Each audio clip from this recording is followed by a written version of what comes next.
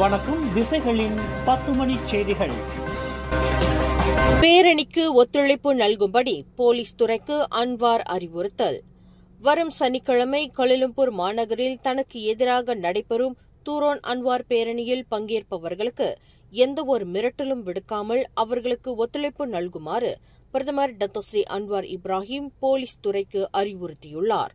Pass கட்சியினால் ஏற்பாடு செய்யப்பட்டுள்ள இந்த பேரணிக்கு எவ்வித இடையூறும் ஏற்படுத்தாமல் அவர்கள் தங்கள் அதிருப்தியை வெளிப்படுத்துவதற்கு வழிவிடுமாறு போலீஸ் துறையை அன்வார் கேட்டுக் கொண்டுள்ளார் என்று அவரின் முதிர்நிலை பத்திரிகை செயலாளர் துன்கு நஜ்ருல் அபைடா தெரிவித்தார். ஜனநாயகத்தை பேணுவதில் மடானி அரசாங்கத்தின் நிலைப்பாடு தெளிவாகவும் உறுதியாகவும் உள்ளது. அரசாங்கத்தை எதிர்ப்பவர்கள் உட்பட பேச்சுரிமை என்பது ஒரு சுதந்திரமான நாட்டில் முக்கிய அம்சமாகும். பிரதமர் அன்வாரின் தலைமையின் கீழ் எந்த அளவிற்கு சுதந்திரம் வழங்கப்படுகிறது, மதிக்கப்படுகிறது என்பதற்கு இது சான்றாகும் என்று அவர் விளக்கம் அளித்தார். பொது ஆர்ப்பாட்டங்கள் உட்பட அரசாங்கத்துடனான எந்தவொரு கருத்து வேறுபாடும் கண்மூடித்தனமாக தடுக்கப்படாது. மாறாக அது சட்டத்தை மீறாத வரை மற்றும் பொது பாதுகாப்பை அச்சுறுத்தாத வரை ஓர் ஆரோக்கியமான மற்றும் ஜனநாயக முதிர்ச்சிக்கான நடைமுறையின் கீழ் மேற்கொள்ளப்படுவதற்கு அனுமதி அளிக்கப்படுகிறது என்று பிரதமர் அலுவலகத்தில் இன்று அளிக்கப்பட்ட அன்றாட விளக்கமளிப்பு நிகழ்வில் துன்கு நஜ்ருல் அபைடா இதனை தெரிவித்தார். ரஷ்யாவின் விமானம் ஒன்று விழுந்து நொறுங்கி விபத்துக்குள்ளானதில் 6 பணியாளர்கள் உட்பட மொத்தம் 48 பேர் உயிரிழந்தனர். இன்று காலையில் ரஷ்யாவின் தூரக்கிழக்கு பகுதியில் அமைந்துள்ள அமூர் மாநிலத்தில் அங்காரா ஏர்லைன்ஸ் நிறுவனத்திற்கு சொந்தமான ஆன்டோனோவ் 23 4 ரக விமானத்தில் 2 குழந்தைகள் உட்பட 42 பயணிகள் மற்றும் 6 பணியாளர்கள் பயணித்துள்ளனர். திண்டா விமான நிலையம் அருகே சென்றபோது கட்டுப்பாட்டு அறையில் இருந்து விமானத்தின் தொடர்பு துண்டிக்கப்பட்டதாக கூறப்படுகிறது. விமானம் விழுந்து நொறுங்கிய பகுதி அடையாளம் காணப்பட்டது. ஹெலிகாப்டர் மூலம் தேடுதல் பணி தொடங்கிய போது விமானம் ஒரு மலைப்பகுதியில் விழுந்து நொறுங்கி தீப்பற்றிக் கொண்டது உறுதி செய்யப்பட்டுள்ளது. அந்த விமானம் சோவியத் காலகட்டத்தைச் சேர்ந்தது என்றும் கிட்டத்தட்ட 50 ஆண்டுகள் பழமையானது என்றும் தெரிகிறது. விபத்துக்குள்ளான விமானம் 1976ஆம் ஆண்டு தயாரிக்கப்பட்டது என்றும் சைபீரியாவின் அங்காரா ஏர்லைன்ஸ் நிறுவனம் அதை இயக்கியதாகவும் கூறப்படுகிறது. கடந்த மாதம் பிற்பகுதியில் ரவாங் சுங்காய் பாக்காவ் பண்டார் கண்ட்ரி ஓம்ஸ் பகுதியில் பஞ்சு தயாரிப்பு தொழிற்சாலை தீயில் அழிந்த சம்பவத்தில் பாதிக்கப்பட்ட 74 தொழிலாளர்களுக்கு மனிதவள அமைச்சர் ஸ்டீவன் சிம் ஏற்பாட்டில் விளக்கமளிப்பு நிகழ்ச்சி இன்று வியாழக்கிழமை நடைபெற்றது. ரவாங் பண்டார் கண்ட்ரி ஓம்ஸ் பகுதியில் நடைபெற்ற இந்த சந்திப்பில் மனிதவள அமைச்சின் சமூக பாதுகாப்பு நிறுவனமான சொக்சோவிலிருந்து வந்த 10 அதிகாரிகள் பாதிக்கப்பட்ட தொழிலாளர்கள் அடுத்து என்ன செய்யலாம் என்பது குறித்து விளக்கம் அளித்ததாக மனிதவள அமைச்சின் சிறப்பு பணிகளுக்கான அதிகாரி டிக்கம் லூட்ஸ் தெரிவித்தார். மனிதவள அமைச்சர் ஸ்டீவன் சிம் முன்னெடுப்பில் ஸ்லாங்கூர் மாநில மனிதவள ஆட்சிக்குழு உறுப்பினர் வி பாப்பராய்டு மற்றும் ரவாங் சட்டமன்ற உறுப்பினர் சுவா வெய்கியாட் ஆகியோரின் மிகுந்த ஒத்துழைப்புடன் இந்த விளக்கமளிப்பு கூட்டம் நடைபெற்றது. பாதிக்கப்பட்ட தொழிலாளர்களுக்கு புதிய வேலை கிடைக்கும் வரை சொக்சோவின் காப்புறுதி திட்டத்தின் மூலம் அவர்களுக்கு மாதாந்திர சம்பளத்தில் 70 விழுக்காடு நிவாரணத் தொகை வழங்குவது மற்றும் மை ஃபியூச்சர் ஜாப்ஸ் மூலம் அவர்களுக்கு வேலை தேடித் தருவது குறித்து விளக்கம் அளிக்கப்பட்டது. அத்துடன் இந்த சந்திப்பு நிகழ்வில் முகப்பிடங்கள் திறக்கப்பட்டு ஒவ்வொருவரையும் சொக்சோ அதிகாரிகள் நேர்காணல் செய்வதற்கான ஏற்பாடுகளும் செய்யப்பட்டன. 74 தொழிலாளர்களில் பெரும்பகுதியினர் சொக்சோவின் அனுகூலங்களை பெற தகுதி பெற்றுள்ளனர் என்று கண்டறியப்பட்டுள்ளதாக டிக்கம் லூட்ஸ் தெரிவித்தார்.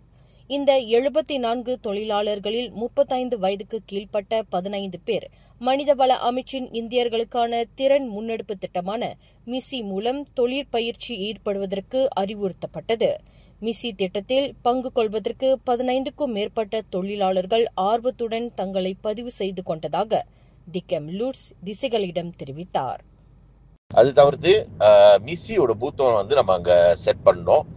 ஏன்னா அந்த 74 பேர் ஒரு 15 பேர் 35 வயசு கீழே உள்ள இளைஞர்கள் அந்த ஃபேக்டரி ஒர்க்கர்ஸாக இருக்காங்க. அப்போ அவங்களுக்கு வேற ஆப்ஷன் ட்ரைனிங் அவங்க கலந்துக்கிட்டு அந்த ட்ரைனிங் முடிஞ்ச பிறகு அவங்களுக்கு வேலை வாய்ப்பு கூட நிறையா ஆப்பர்ச்சுனிட்டி இருந்துச்சு மிசியில். அதனால நம்ம அங்கே ஒரு பூத் திறந்தோம். அப்போ 15க்கு மேலே பேர் மிசியில் ரெஜிஸ்டர் பண்ணியிருக்காங்க. அதாவது வேற கைத்தொழில் வந்து அவங்க கற்றுக்கிட்டு இமீடியட்டாக அவங்களுக்கு வந்து ஒரு வேலை வாய்ப்பும் கிடைக்கிறதுக்கும் மிஸ்ஸி வந்து இந்த ப்ரோக்ராமில் வந்து பங்கெடுத்து அவங்களோட ஆலோசனை அவங்களோட கைடன்ஸ் எல்லாம் வந்து நம்ம கொடுத்தோம். 74 தொழிலாளர்களை சந்திப்பதற்கான ஏற்பாடுகள் மற்றும் அதற்குரிய வசதிகளை ஏற்படுத்தி தந்த ரவாங் சட்டமன்ற உறுப்பினர் சுவா வெய்கியாட் மற்றும் ஒத்துழைப்பு நல்கிய ஆட்சிக்குழு உறுப்பினர் பாப்பாராய்டு ஆகியோருக்கு மனிதவள அமைச்சு சார்பில் டிக்கம் லூட்ஸ் தனது நன்றியை தெரிவித்துக் கொண்டார். பிரதமர் டத்தோஸ்ரீ அன்வார் இப்ராஹிம் நேற்று அறிவித்திருப்பதைப் போன்று இவ்வாண்டில் ஒப்பந்த அடிப்படையில் மருத்துவ அதிகாரிகளை நியமிப்பது உட்பட 4000க்கும் மேற்பட்ட மருத்துவர்கள் விரைந்து பணிக்கு அமர்த்தப்படுவதற்கு சுகாதார அமைச்சு உத்தரவாதம் அளித்துள்ளது. மருத்துவர்களை அரசாங்க பணிக்கு அமர்த்துவது தொடர்பில் SPA எனப்படும் பொது சேவை ஆணையத்திடமிருந்து சுகாதார அமைச்சு கடிதம் பெற்றிருப்பதாக அதன் அமைச்சர் டத்தோஸ்ரீ ஜுல்கிஃப்லி அஹ்மத் தெரிவித்தார். மருத்துவர்களுக்கும் இதர மருத்துவ அதிகாரிகளுக்கும் தாங்கள் பிரத்யேகமாக போராடி வருவது என்னவென்றால் அவர்கள் நிரந்தர பணியில் சேர்க்கப்பட வேண்டும், நிரந்தரமாக சுகாதார அமைச்சுடன் இணைந்து இருக்க வேண்டும் என்பதே தங்களின் நோக்கமாகும் என்று அமைச்சர் ஜுல்கிஃப்லி அஹ்மத் விளக்கினார். கோலாலம்பூர் அனைத்துலக விமான நிலையத்தில் குடிநுழைவுத்துறை முகப்பிடத்தில் செட்டிங் முறையில் ஓர் அமலாக்க அதிகாரி சம்பந்தப்பட்டுள்ளார் என்பது CCTV கேமராவில் கண்டுபிடிக்கப்பட்டது. செட்டிங் முறை அமைக்கப்பட்ட முகப்படத்தில் இன்று வியாழக்கிழமை காலை 9:20 மணி அளவில் அந்த அமலாக்க அதிகாரி சந்தேகத்திற்கு இடமாக செயல்பட்டது ரகசிய கேமராவில் மூலம் தெரியவந்தது.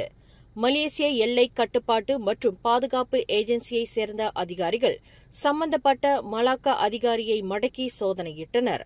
அப்போது அவரிடம் 8,391 ரிங்கெட் 45 காசு இருப்பது கண்டுபிடிக்கப்பட்டது. அத்துடன் 3 தொடர்புத்துறை சாதனங்களும் கடப்பிதழ்களின் எண் வரிசை பதிவையும் அவர் வைத்திருந்தது கண்டுபிடிக்கப்பட்டது. கடப்பிதழ்களின் ஆக கடைசி 4 எண்களை அவர் பதிவு செய்து வைத்திருந்தது சம்பந்தப்பட்ட நபர்களை சட்டவிரோதமாக வெளியேற்றுவதற்கு அவர் திட்டமிட்டு இருந்ததாக சந்தேகிக்கப்படுகிறது. அந்த அதிகாரி எல்லை பாதுகாப்பு கட்டுப்பாட்டு பிரிவு அதிகாரிகளால் தடுத்து வைக்கப்பட்டுள்ளார் என்று இன்று வெளியிடப்பட்ட ஓர் அறிக்கையில் தெரிவிக்கப்பட்டுள்ளது.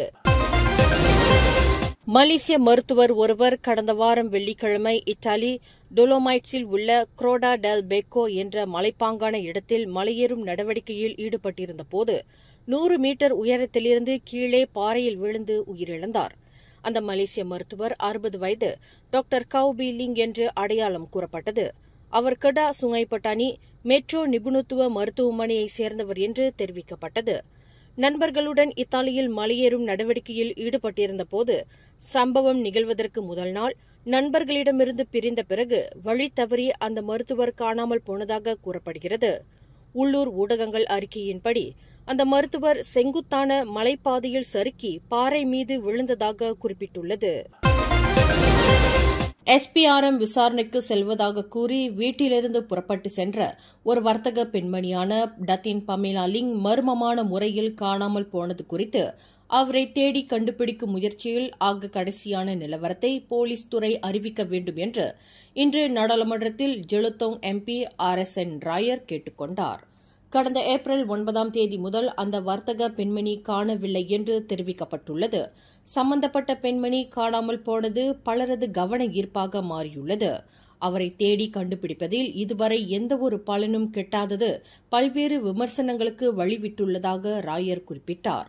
அந்த வர்த்தக பெண்மணி கடத்தப்பட்டிருப்பதாக கூறப்பட்டாலும் அவரின் நிலை குறித்து போலீசார் தங்கள் விசாரணை எந்த கட்டத்தில் உள்ளது என்பதை அறிவிக்க வேண்டும் என்று ராயர் கேட்டுக் கொண்டார்.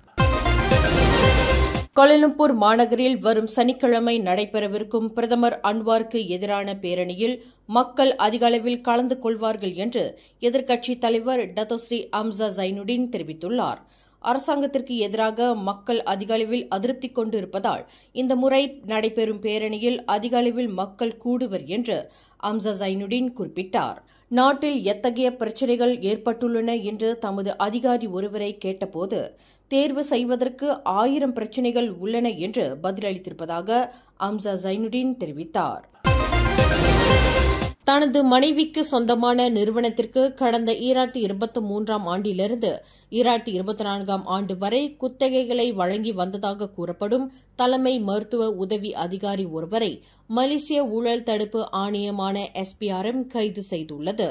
தனது மனைவியின் நிறுவனத்திற்கு குத்தகைகளை வழங்கியது மூலம் சம்பந்தப்பட்ட தலைமை மருத்துவ உதவி அதிகாரி தமது அதிகாரத்தை தவறாக பயன்படுத்தி வந்துள்ளார் என்பது கண்டுபிடிக்கப்பட்டது.